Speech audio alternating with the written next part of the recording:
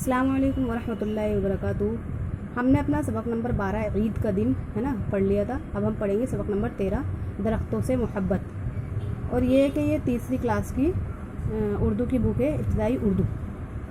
बिस्मिल्लाहिर्रहमानिर्रहीम। दरख्तों से मोहब्बत। दरख्तों पर है चिड़ियों का बसेरा, दरख्तों से मिले साया घनेरा, खुशी से चहचहाते हैं परिंदे, खुदा की हम्द गाते हैं परिंदे, मुसाफिर धूप से घबरा के आएँ तो ठंडी छाँव में आराम पाएं, सड़क मैदान रस्तों पर घरों पर, दरख्तों का असर है मौसमों पर।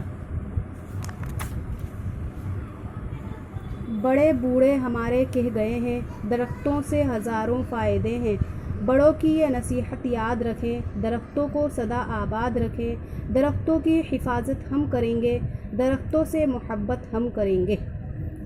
मिदहतुल अख्तर ने ये कहानी लिखी है, नज़म। ठीक है, ये था हमारा सबक। हम क्वेश्चन आंसर भी कर लेते हैं। लफ्ज़ और माना। दरख्त, पेड़, बसेरा, रहने की जगह यानी ठिकाना, वो जगह जहाँ चिड़िया रात बसर करें यानी घोंसला। हम्द, वो नज़म जो खुदा की तारीफ़ में हो। मुसाफिर, सफ़र करने वाला। नसीहत, वो बात जो अच्छा काम करने या बुराई से बचने के लिए किसी से कही जाए।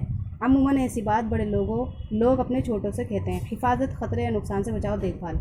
पॉइंट नंबर 2 है गौर कीजिए। दरख्त बहुत कारआमद मुफीद होते हैं, उनसे फल तो मिलते ही हैं, साथ ही हवा भी साफ़ होती है, इनके साए में सुकून मिलता है। हमें अपने आसपास मौजूद पेड़ों की हिफाजत करनी चाहिए और नए पेड़ लगाने चाहिए। पॉइंट नंबर 3 है सोचिए, बताइए और लिखिए। चिड़िया कहाँ बसेरा करती हैं? तो दरख्तों पर करती हैं। मुसाफिर धूप से बचने के लिए आराम कहाँ करते हैं? ठंडी छाँव में। दरख्तों से क्या फ़ायदे होते हैं? दरख्तों से बहुत से फ़ायदे होते हैं। दरख्तों से हमें फल फूल तो मिलते ही हैं, साथ साथ साफ़ हवा भी मिलती है और उनके साए में हमें सुकून मिलता है। दरख्तों की हिफाजत करनी क्यों ज़रूरी है? ताकि हम दरख्तों को हिफाजत करेंगे तो दरख्त आबाद रहेंगे। दरख्तों के बारे में बड़े बूढ़े क्या कह गए हैं? दरख्तों के बारे में बड़े बूढ़े ये कह गए, दरख्तों से हज़ारों फ़ायदे हैं। पॉइंट नंबर 4 है इन मिसरों को सही लफ्ज़ से पूरा कीजिए। दरख्तों पर है चिड़ियों का बसेरा, है ना, खुदा की हम्द गाते हैं परिंदे, मुसाफिर से घबरा के आएँ धूप से, है ना, मुसाफिर धूप से घबरा के कर आएँ, दरख्तों को सदा आबाद रखें, दरख्तों की करेंगे हिफाजत, हम करेंगे हिफाजत, दरख्तों की हिफाजत हम करेंगे। पॉइंट नंबर 5 पढ़ लेते हैं। इन लफ्ज़ों से जुमले बनाइए। दरख्त, मुसाफिर, सदा, हिफाजत, बसेरा, आराम। तो एक दो में बना देती हूँ आपको। दरख्तों को हमेशा आबाद रखना चाहिए, दरख्तों के नीचे हम आराम करते हैं, यानी कुछ भी हम बना लेंगे। मुसाफिर, सफ़र करने वालों को मुसाफिर कहते हैं, तो यानी मुसाफिर अपने अपने मंजिल मकसूद को पहुँच गए। सदा, हमेशा, हमें पेड़ों की सदा हिफाजत करनी चाहिए। इसी तरीके से हम बाकी की भी बना लेंगे। पॉइंट नंबर 6 है इन लफ्ज़ों के नीचे उनके मुतज़ाद लिखिए। ज़िद मुतज़ाद यानी विलोम शब्द, जैसे खुशी, गमी, धूप, छाँव, ठंडा, गरम, आराम। खुशी और गम। हाँ, वही गम, ठंडा, गरम, आराम। आराम का उल्टा क्या होगा? आराम यानी कि आराम का उल्टा होगा आराम, इसका बेआराम, परेशान, है ना। हम आराम, जब आराम करते हैं, बेचैन, आराम का उल्टा बूढ़ा, जवान, फ़ायदा, नुकसान, मोहब्बत, नफ़रत, बड़ा, छोटा।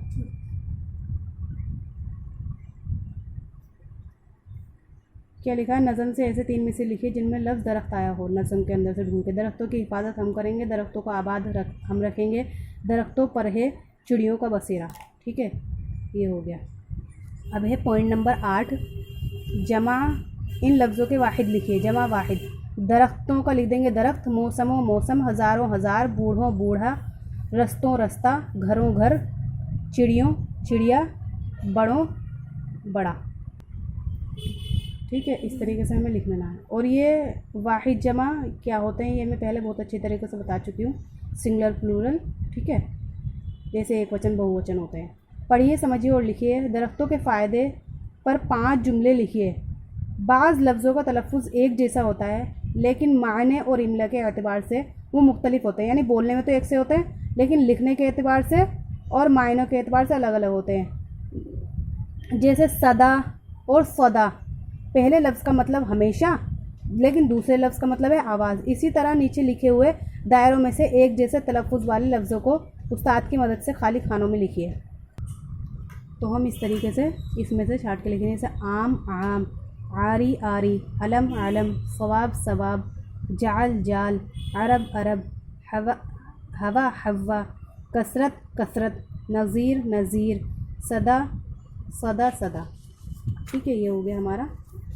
अब ये है सबक नंबर 10। नज़म में जो लफ्ज़ इस्तेमाल नहीं हुए उनके गिर्द दायरा बनाइए। मोहब्बत, हमारा, तुम्हारा, या आप देख लीजिए एक बार जो लफ्ज़ नज़म में इस्तेमाल नहीं हुए वो इसमें गोला बना दीजिएगा। ठीक है, ये हमें इस तरीके से इन पे दायरे बनाने हैं। ठीक है, तो ये हमारा सबक हो गया कंप्लीट। और आपसे बार बार कहा जाता है चैनल को ज़्यादा से ज़्यादा आगे शेयर करिए ताकि और लोग भी घर बैठे अपना उर्दू अच्छी तरीके से पढ़ सकें और कंप्लीट कर सकें। और अगर आप चैनल पर नए हैं तो चैनल को सब्सक्राइब ज़रूर करिएगा, वीडियो को लाइक करिएगा और जो आपको समझ में नहीं आया वो कमेंट करिएगा। और जो पुराने से हैं वो चैनल पर बने रहिएगा। ठीक है, मिलते हैं नेक्स्ट वीडियो में आगे सबक के साथ। जब तक के लिए अल्लाह हाफ़िज़, अस्सलामु अलैकुम।